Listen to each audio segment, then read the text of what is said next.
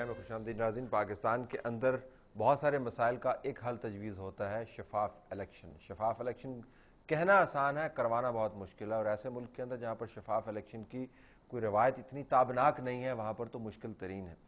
ये बात हम करते रहेंगे कि आपने अभी काम क्या किया, लेकिन मैं ज़रा अमूमी जिस माहौल में हमने इलेक्शन करवाना है उसकी भी हमें बात करनी चाहिए।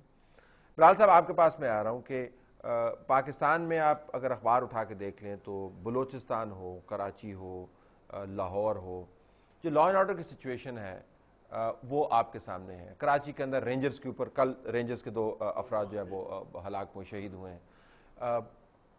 बलूचिस्तान के अंदर रोजाना थानों के ऊपर हमले होते हैं, पुलिस वालों को निशाना बनाया जाता है। KPK के अंदर ये मामलात हैं।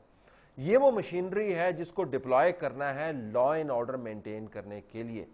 तमाम काम भी आप कर लेंगे, अगर जमहूरी हुकूमत के होते हुए तमाम रिसोर्सेज के डिप्लॉय होते हुए लॉ एंड ऑर्डर मेंटेन नहीं हुआ तो इलेक्शन कमीशन किस तरीके से इंश्योर करवाएगा और केयर टेकर क्या करेगी? Go ahead.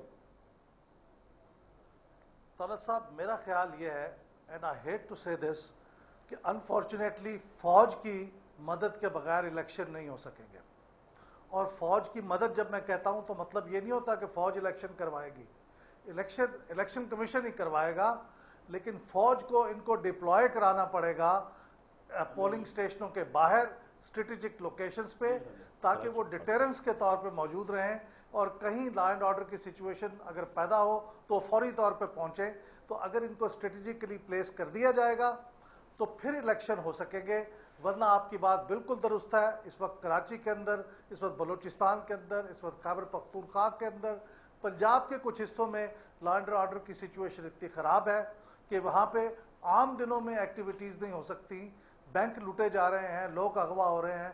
तो ये फौज के साथ अभी कंसल्टेशन, लेकिन बिलाल साहब फौज अब उसमें वो फौज का अपना क्या होगा वी डोंट नो, लेकिन एक अगर आप उसका स्टैटिस्टिकल एनालिसिस करें तो 1 लाख फौज आपकी बॉर्डर के एक हिस्से पर लगी हुई है, 1.5 लाख फौज आपके बॉर्डर के दूसरे हिस्से के ऊपर लगी हुई है, कुछ 60,000 के करीब आपकी फौज जो है वो स्ट्रेटेजिक इंस्टॉलेशंस के ऊपर लगी हुई है, और तकरीबन 50,000 के करीब जो है अपनी दूसरी जुमला ड्यूटीज जो है रोटेशन के अंदर उसके अंदर लगी हुई है।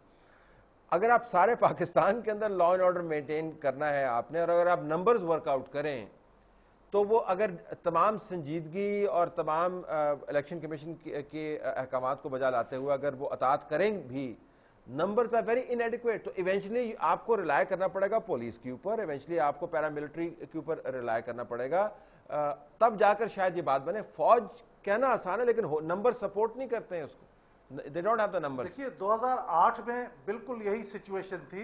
लॉ एंड ऑर्डर की सिचुएशन को इतनी अच्छी नहीं थी। बेनज़ीर भुट्टो साहबा के उस जमाने में असैसिनेशन हो चुकी थी, बहुत ज़्यादा बुरा हालात थे सिंध में ख़ास तौर पे और पूरे मुल्क में बिलअमूम।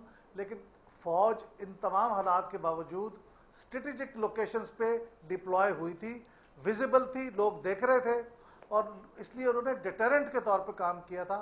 तो मेरा मतलब यह है कि अगर इसको पहले से प्लान कर लिया जाए तो ये मुमकिन है, क्योंकि 2008 में हो चुका है, उनको एक्सपीरियंस है, अब भी हो सकता है। और फौज की मेरे ख्याल में डिप्लॉयमेंट के बगैर लॉ एंड ऑर्डर को मेंटेन करना इलेक्शन के दिन शायद सही है सर। कराची के अंदर बड़ी बात होती है, कराची में इस वजह से कह रहा हूं कि ये एक टेस्ट केस भी है।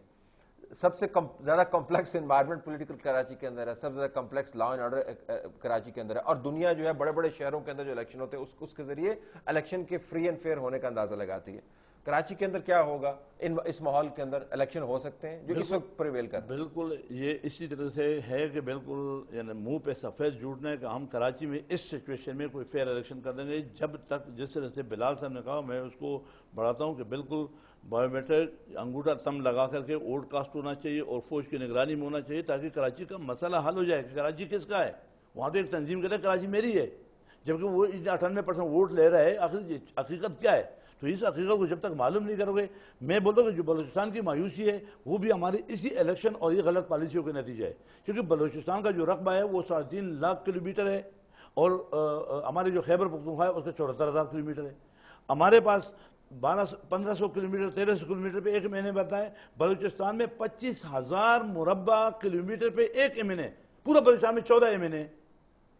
तो जब वो एक एमएनए उस अपने इलाके में जाएगा तो गम खुशी, वहाँ बिजली, वहाँ पानी, वहाँ सीवरेज पहुंचाएगा, तो कैसे करेगा? उनकी फंडिंग तो एक एमएनए के बराबर है। तो आपके ख्याल में उसका सोल्यूशन क्या है? कि बलूचिस्तान में 5 लाख पे नहीं होना चाहिए, जहां पे हमारे पहाड़ों में 1 लाख 2 लाख वोटरों के ऊपर एमएनए बनाओ।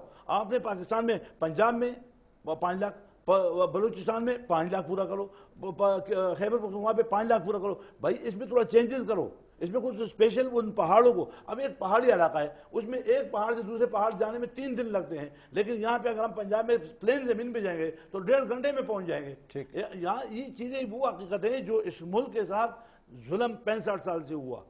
बलूचिस्तान जो मायूस है उसकी वजह हम बोलते हैं सरदारी निजाम। सरदार बुरे नहीं है, सरदार का अपना निजाम है, लेकिन